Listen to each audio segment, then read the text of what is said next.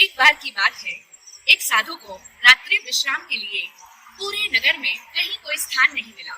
Finally नगर के बाहर एक चोर ने उन्हें अपने घर पर ठहरने की परमिशन दे दी। साधु जरा भयभीत हुए कि चोर के घर पे ठहरना पड़ेगा, लेकिन वह चोर एक बार भी नहीं झिझका। आराम से उसने साधु को अपने घर पर ठहरा दिया। रात हुई, चोर अपने काम के लिए निकल गया। भोर होने के करीब थी जब चोर वापस अपने घर लौटा। तब साधु ने उससे पूछा, कुछ मिला? क्योंकि चोर खाली हाथ जो लौटा था।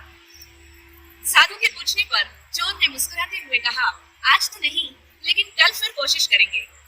चोर जरा भी उदास नहीं था, परेशान नहीं था, चिंतित नहीं था। घर आकर मजे से सो गया था। अगले दिन फिर से वह अपने काम पर गया, लेकिन जब फिर से खाली हाथ लौटा, साधु ने पूछा तो उसने यही जवाब दिया कि आज तो नहीं, लेकिन कल फिर कोशिश करेंगे।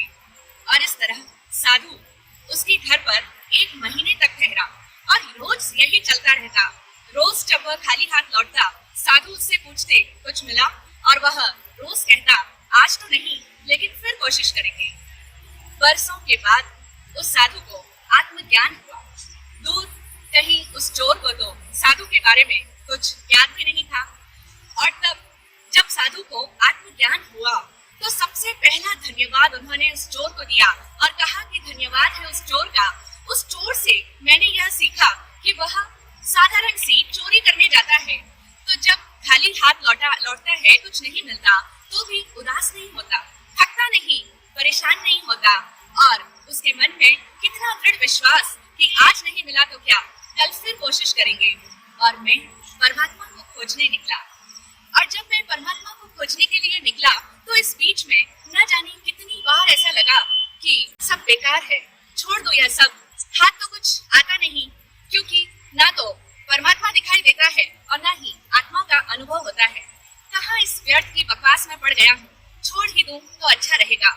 न मालूम कितनी बार मुझे ऐसा ख्याल आया, और तब मुझे उस चोर की याद आ जाती कि जो साधारण सी चोरी करने में भी जिसका निश्चय इतना दृढ़ था, इतना मजबूत था कि कभी भी उदास नहीं होता, कभी भी अपने निश्चय से चूकता नहीं, उसका निश्चय कभी टूटता नहीं, और मैं बार बार अपने निश्चय से डावाडोल हो जाता हूँ।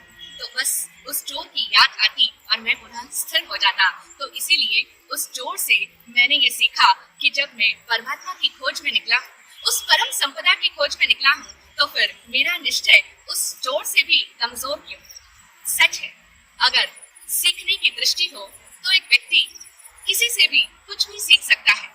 जनरली हम लोगों को ये कहा जाता है कि आप लोग अपने बड़ों से कुछ सीखो, अच्छे लोगों से, गुणी जनों से कुछ सीखो, लेकिन देखने वाली बात यह है कि सीखना सिर्फ बड़ों तक या फिर अच्छे लोगों तक, गुणी जनों तक ही सीमित नहीं होता।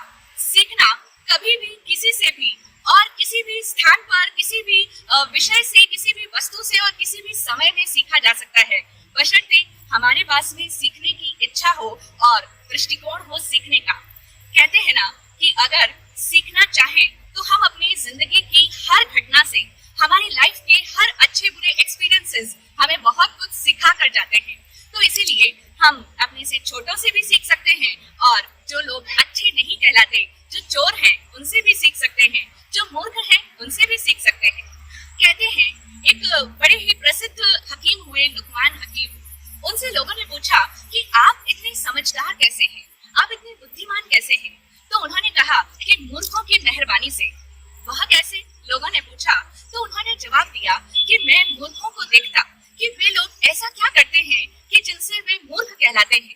तो जब मैं उन्हें अच्छी तरह से देखता कि वे ऐसा ऐसा करते हैं, इस कारण से मूर्ख कहलाते हैं, तो मैं वे सारी चीजें अपने अंदर से निकालता चला गया। मैं वे सारी आदतें अपने अंदर से दूर करता गया, और उन्हीं की मेहरबानी से आज मैं बुद्धिमान और समझदार कहलाता हूँ। तो इसीलिए हमें भी अपने जीवन की हर घटना, जीवन में मिलने वाला हर निमित्त और हर अच्छी और बुरी विपरीत परिस्थिति बहुत कुछ सिखाती है, बशर्ते हम यदि सीखना चाहें। कहते हैं ना, experience is our best teacher. अनुभव ही हमारा सबसे बड़ा शिक्षक होता है। तो आइए हम सभी अपने भीतर सीखने की दृष्टि विकसित करें, सीखने का नजरिया डेवलप करें, और सीखते ही चले जाएं और समझदार बन जाएं। Happy learning, happy teachers day.